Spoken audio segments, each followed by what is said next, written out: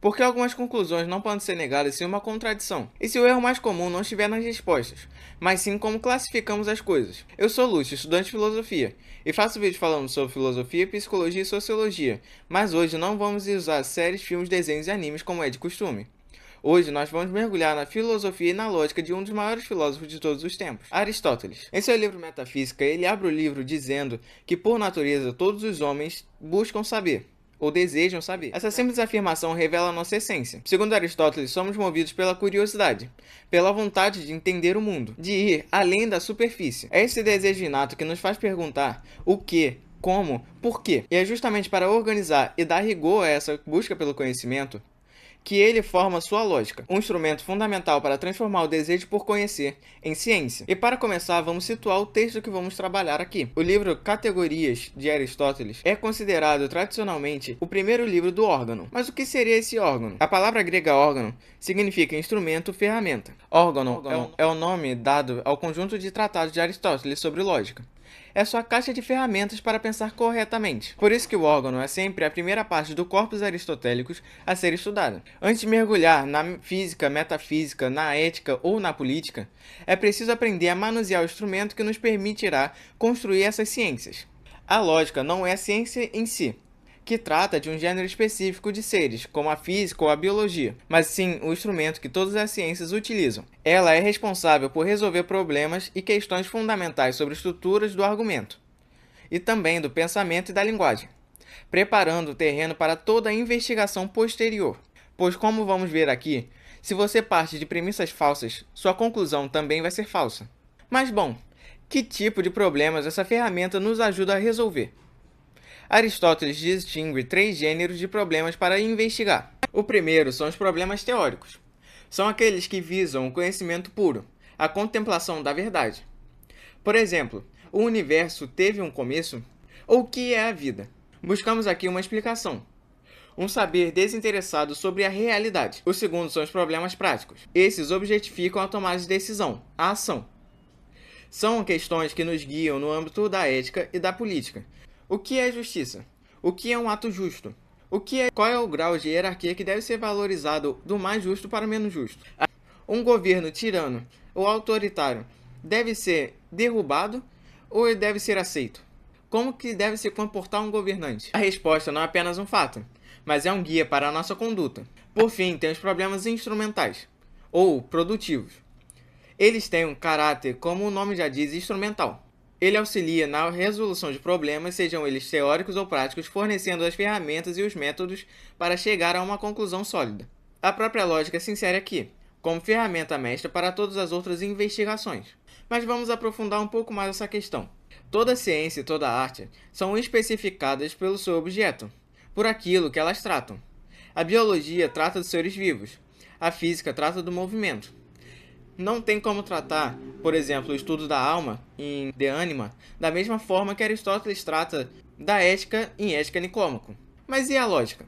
Segundo a tradição aristotélica, o objeto formal da lógica são as intenções segundas. De forma simples, isso significa que a lógica não estuda as coisas de maneira direta, que seriam as intenções primeiras, como homem ou pedra. A lógica trabalha com o conceito que criamos sobre essas coisas, e as relações entre eles, como gênero, espécie, predicado, sujeito e por assim vai. A lógica é o pensamento sobre o próprio pensamento. Há, porém, uma distinção importante, feita por alguns autores, onde eles distinguem o objeto formal da lógica da sua matéria dirigível. Mas o que seria essa matéria dirigível? É aquilo do real que a lógica move e ordena. No caso da lógica, essa matéria dirigível é a própria razão humana e suas operações. Ou seja, o lógico, ao servir da lógica, considera o objeto das intenções segundas, os conceitos, mas ao fazê-lo, ele está, na verdade, dirigindo o aperfeiçoamento dos atos da sua própria razão. Dessa forma, a lógica é um instrumento de autoaperfeiçoamento do intelecto. E como essa razão opera? Aristóteles identifica três operações fundamentais. A simples apreensão, sendo o ato mais básico do intelecto. Aqui formamos conceitos sem ainda afirmar ou negar nada. É quando entendemos o que é homem, azul ou triângulo. É a captação de essência de algo. O segundo é o juízo. Nessa segunda operação, unimos ou separamos os conceitos afirmando ou negando algo. Por exemplo, o homem é racional. Eu afirmo uma união, homem e racional. Ou o triângulo não é azul. eu afirmo uma separação. Triângulo azul. O juízo é a sede da verdade ou a falsidade, pois só pode errar ou acertar quando combina conceitos. Se eu falar que simplesmente homem ou azul, isso não faz nenhum sentido. Mas, ao juntar os conceitos, conseguimos afirmar ou negar algo. E nessa negação ou nessa afirmação está a verdade ou a falsidade. Por fim, tem um raciocínio, que, a partir de determinados juízos, que são as premissas, chegamos a novos juízos, a conclusão.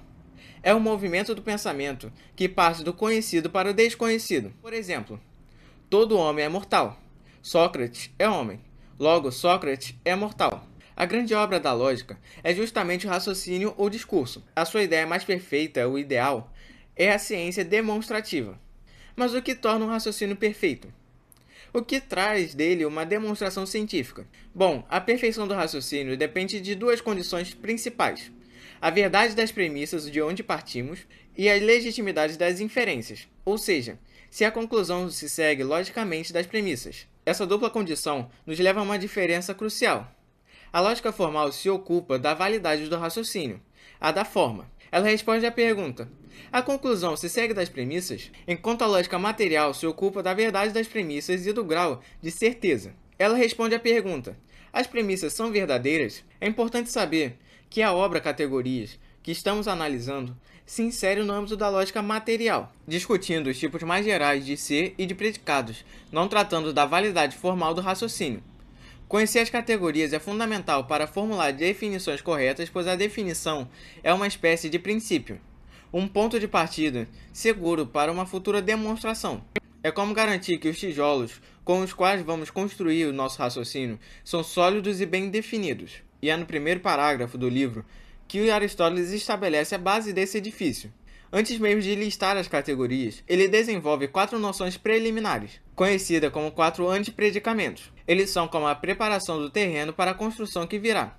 Vamos ver cada um deles. No primeiro antepredicamento, Aristóteles faz uma distinção linguística fundamental: os homônimos, sinônimos e parônimos. Homônimos são coisas que têm nome em comum, mas a sua definição, a essência daquilo, é diversa. Um exemplo é a palavra manga. Ela pode ser tanto uma fruta quanto uma parte da camisa. O nome é o mesmo, mas a definição de manga-fruta não tem nada a ver com a definição de manga-roupa. O segundo são os sinônimos, que são coisas que têm um nome comum e a definição é a mesma. Por exemplo, homem e boi. São ambos chamados de animal. A definição de animal sendo organismos multicelulares, eucarióticos, que pertencem e compõem o reino animalia, eles compartilham a mesma essência de definição. Por fim, os parônimos são coisas que recebem a sua denominação a partir de outra coisa, diferindo apenas pela terminação. É o caso de gramático, que vem da palavra gramática, corajoso, que vem de coragem, ou leitor, que vem de leitura. A essência da gramática está na base do gramático, mas com a diferença na forma da palavra. O segundo antepredicamento distingue entre expressões com ligação e expressões sem ligação. Expressões sem ligação são palavras isoladas que por si só não formam uma afirmação ou negação. Foi o caso que falamos de homem, boi, corre, vence e etc. Enquanto as expressões com ligação são combinações de palavras que formam uma proposição, unindo o sujeito e um predicado. Por exemplo, o homem corre, o homem vence. É aqui que começa a aparecer a estrutura lógica do juízo. O terceiro antepredicamento é um dos mais importantes, pois explica uma distinção fundamental na ontologia aristotélica. Ele fala sobre o que existe em um sujeito e o que se diz de um sujeito. Essa distinção será a base para classificar tudo que existe. Mais adiante no livro, veremos como ela dá origem às categorias de substância e acidente. Por enquanto, é crucial entender que há coisas que existem por si mesma, como o homem individual, sendo, Sócrates, e coisas que existem em outra pessoa, como a cor branca que existe em Sócrates. Finalmente, no terceiro parágrafo, chegamos ao quarto antepredicamento, que trata da transitividade da predicação e das diferenças de gêneros não subalternos. É a parte mais complexa e rica, então vamos ver com calma. Aristóteles dá 3 regras fundamentais. A primeira é a transitividade da predicação. Quando uma coisa se predica de outra, como de seu sujeito, tudo que se diz de predicado se dirá também no sujeito. No exemplo clássico, se Sócrates é homem e todo homem é animal, então Sócrates é animal. Colocando isso em moldes aristotélicos, ficaria: homem se predica de certo homem, Sócrates. A é dito B. Animal se predica de homem. C é dito A. Logo, animal se predica de certo homem, Sócrates. C é dito B. Isso revela uma estrutura hierárquica. O gênero, que nesse caso é animal, contém a espécie, homem, que contém o indivíduo, Sócrates. Tudo que pertence essencialmente ao gênero superior passa automaticamente para o inferior. Por exemplo, se a definição de animal inclui ser vivo e mortal, então homem, que é um tipo de animal, também é ser vivo e mortal. Assim como Sócrates, um homem específico. Depois Aristóteles define a segunda regra, que é a diferença dos gêneros distintos. Diferenças de gêneros distintos e não subalternos serão também de natureza distinta. Aqui ele fala sobre as diferenças específicas, aquilo que distingue a espécie dentro de um gênero. Por exemplo, as diferenças do gênero animal podem ser terrestres, aquáticos, bípedes ou alados, mas, diz ele, nenhuma dessas diferenças pode ser aplicada ao gênero ciência. Não faz sentido falar que uma certa ciência é bípede ou aquática, porque animal e ciência são gêneros completamente diferentes, não subalternos. Um não está contido no outro. Cada gênero, portanto, tem seu próprio conjunto de regras e diferenças, que são específicas a cada um deles. Agora é a parte mais sutil. Ele vai falar sobre gêneros subalternos. É sutil porque nada impede que as diferenças de gêneros subalternos sejam as mesmas. Mas o que é um gênero subalterno? É um gênero que está abaixo de outro, na hierarquia que foi estabelecida. Por exemplo, animal é um gênero superior. Animal racional poderia ser um gênero mais específico, um gênero subalterno, dentro do gênero animal. A regra aqui é que todo gênero superior se predica do inferior. Tudo que pertence essencialmente ao gênero animal, como a diferença de ser senciente, também pertence ao gênero subalterno animal racional e à espécie homem. As propriedades e diferenças do gênero mais amplo são herdadas pelos gêneros subordinados. Mas afinal, o que Aristóteles está fazendo com essas três regras? Ele está, na verdade, estruturando uma ontologia hierárquica do ser. Ele está desenhando a árvore do estudo, do conhecimento e da realidade, onde temos os indivíduos, Sócrates ou um cavalo específico, as espécies, homem e cavalo, e os gêneros, como animal. As propriedades sobem e descem nessa estrutura de modo ordenado. As categorias essenciais do gênero são encontradas nas espécies, e as categorias das espécies são encontradas no indivíduo. Isso não é apenas um exercício de lógica, é o fundamento para a teoria da definição para a metafísica clássica e para toda a classificação científica, que viria da Idade Média persistindo até os dias de hoje.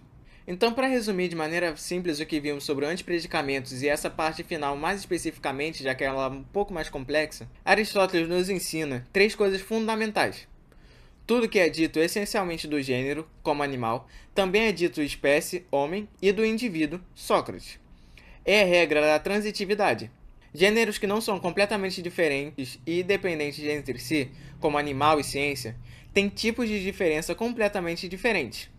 Não se pode misturar os atributos de um com o outro. Gêneros que são subordinados, contidos um no outro, herdam todas as propriedades essenciais do gênero superior, acrescentando suas próprias diferenças específicas para formar uma nova espécie. Bom, com essas distinções iniciais, Aristóteles prepara o terreno para listar finalmente as 10 categorias que classificam tudo que pode ser dito ou pensado.